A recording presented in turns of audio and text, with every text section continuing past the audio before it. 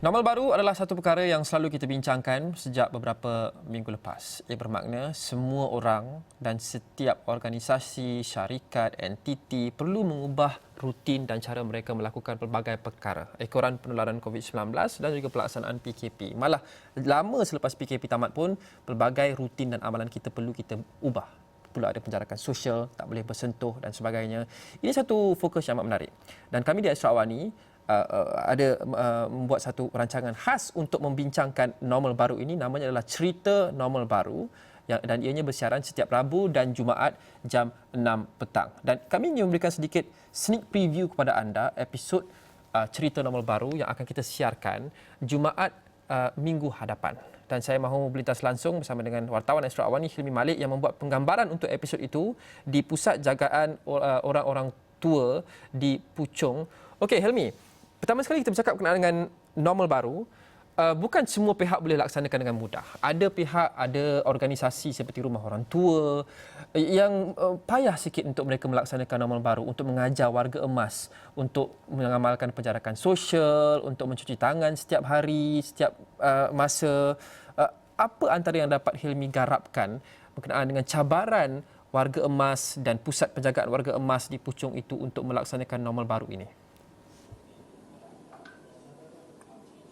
Okey, baik. Terima kasih Lokman. Memangnya hari ini sebenarnya saya kongsikan juga merupakan kunjungan sulung saya sebenarnya ke Pusat Jagaan Warga Emas ini, di mana sememangnya hari ini ketika tinjauan itu sendiri, sememangnya keadaan dan situasi dalam pusat jagaan itu sendiri memang agak menyentuh jiwa saya sendiri apabila kita melihat golongan warga emas ini daripada pelbagai bentuk. Ada yang sihat tubuh badannya, ada juga yang terlantar dan ada juga yang tidak mampu bergerak dan sememangnya bergantung penuh kepada kaki tangan di pusat jagaan itu dalam untuk menguruskan kehidupan seharian mereka. Dan juga betul Loman, kita bercakap mengenai dengan susun atur dan juga pengurusan dalam konteks penjagaan warga emas ini sememangnya bukan satu benda yang mudah, dan memang saya kira perkara ini bukan dapat dibuat atau dapat dilaksanakan oleh semua orang tanpa pengalaman dan juga kepakaran untuk mengurus dan juga memahami warga emas yang sememangnya ada pelbagai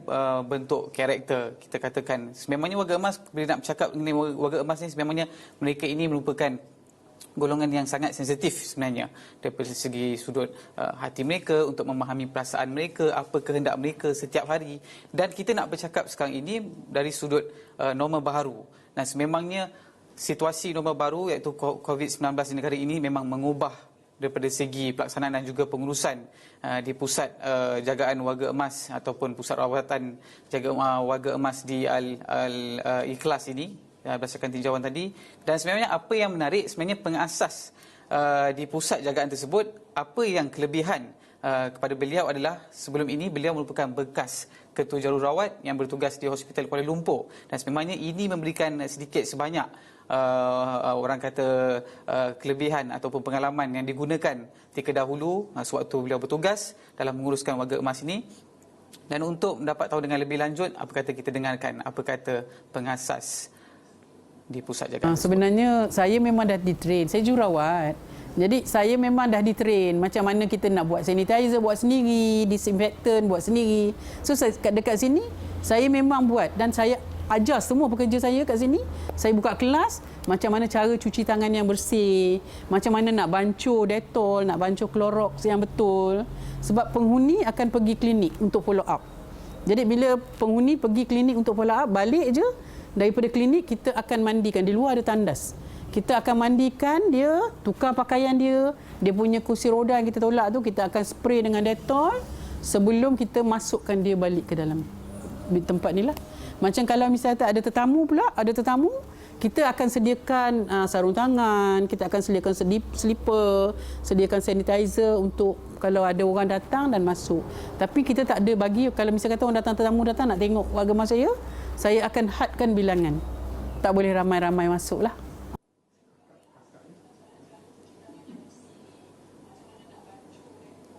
Baik, Tuan Rahman, itu dia tadi perkongsian daripada pengasas Pusat Jagaan dan Rawatan Orang Tua Al-Ikhlas di Puchong itu tadi. Dan sebenarnya itu antara kelebihan beliau dalam menguruskan pusat jagaan, yang di mana 100% di bawah kendalian beliau. Kalau Lokman nak tahu sebenarnya pusat jagaan rawatan orang tua ini sendiri sememangnya 100% ditanggung oleh beliau sendiri, iaitu Hajah Muji Haji Sulaiman yang merupakan pengasas pusat jagaan orang tua itu, yang dikatakan sejak 1998 telah mula beroperasi, di mana beliau menguruskan sendiri tanpa bantuan mana-mana pihak untuk membangunkan kira rumah kebajikan ataupun pusat penjagaan rumah orang tua itu, Lokman. Helmi, kita lihat sisi apabila kita membuat liputan sesuatu cerita itu berbeza. Apa perasaan Helmi sendiri apabila membuat liputan berkenaan dengan penjagaan warga emas di rumah orang tua Al-Ikhlas itu? Khasnya apabila kita dah mendekati Aidilfitri yang akan kita sambut tak lama lagi, Helmi.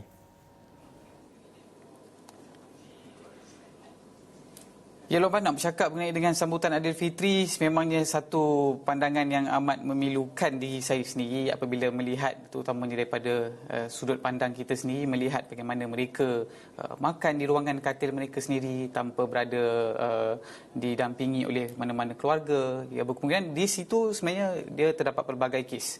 Ada juga yang di mana waris-waris mereka memangnya ada yang menghantar mereka di pusat jagaan itu, dan ada yang tidak terus muncul kelihatan, dan juga ada yang mula untuk berkunjung pada setiap hujung minggu. Namun seperti yang kita tahu, keadaan sekarang ini di mana tempoh PKPB ini juga pergerakan mereka agak terhad.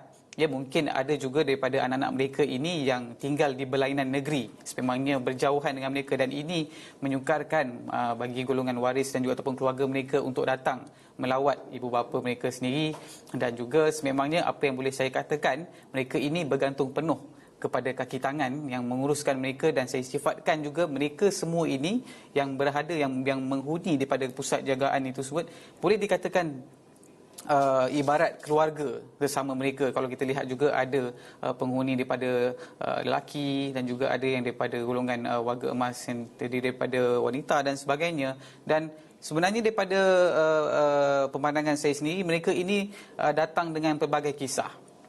Ada yang sememangnya sebelum ini tinggal bersorangan, ada juga yang orang datang menghantar mereka dan tanpa ada juga dokumen peribadi, di mana pihak pengurusan sendiri perlu ke Jabatan Pendaftaran Negara untuk membuatkan semakan, track record butiran peribadi, dan pelbagai kisah sebenarnya yang tak dapat saya gambarkan.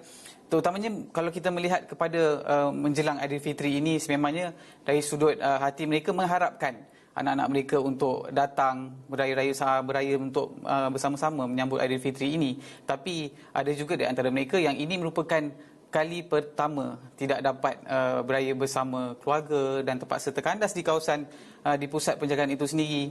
Dan sebenarnya saya sempat sebentar tadi mendekati dengan seorang penghuni ini, merupakan juga warga emas, dan saya bersama dengan Pak Cik Osman Yusof. Dan saya tertarik dengan beliau ini, di mana saya melihat daripada segi kekuatan, daripada segi semangat beliau, walaupun beliau hanya terlantar di katilnya sendiri, tanpa boleh berjalan, tanpa boleh duduk, dan semuanya bergantung kepada kaki tangan. Dan beliau juga turut menyentuh sebenarnya, turut menasihati, walaupun dalam keadaan sebegitu, dia faham sebenarnya keadaan PKP yang tengah melanda negara ini dengan keadaan COVID-19 ini. Dan untuk kita sama-sama mendengar, ini antara kata-kata daripada salah seorang penghuni di kawasan itu. Kita bersama dengan Pak Cik Osman Yusof. Sebenarnya saya sangat gembira keadaan yang macam ini dan reda dengan penentuan yang Allah beri. Tapi saya nakkan sedikit je. Kalau peraturannya kata regang 1 meter tiap-tiap seorang dan satu orang, naklah dipatuhi. Macam saya tak boleh berjalan, kadang-kadang kaki tangan yang beri makan suap tu, itu tak boleh buat apa. Memang dah tak rapat.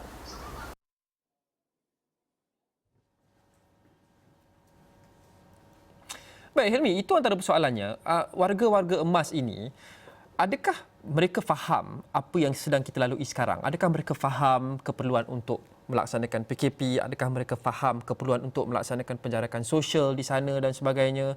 Apa persepsi mereka, dan adakah mereka faham, dan adakah mereka memberikan kerjasama? Kerana mereka adalah golongan yang sangat sensitif. Kalau dijangkiti COVID-19, mereka amat berisiko tinggi.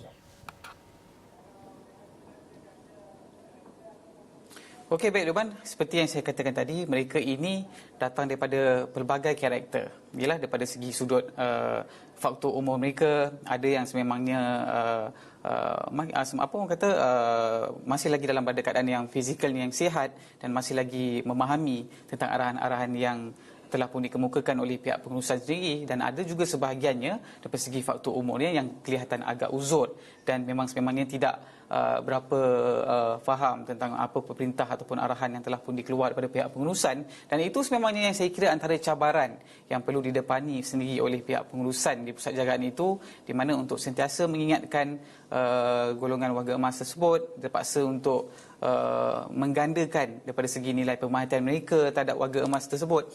Kalau kita lihat juga sebelum ini, di mana berdasarkan perkongsian daripada pihak pengurusan sendiri, sememangnya ada warga emas yang sebelum ini gemar untuk keluar, ada yang untuk mendapatkan mendapatkan udara segar, untuk mendapatkan pemandangan di luar. Namun mungkin keadaan sedia kala ini sedikit sebanyak terbatas untuk mereka berbuat demikian.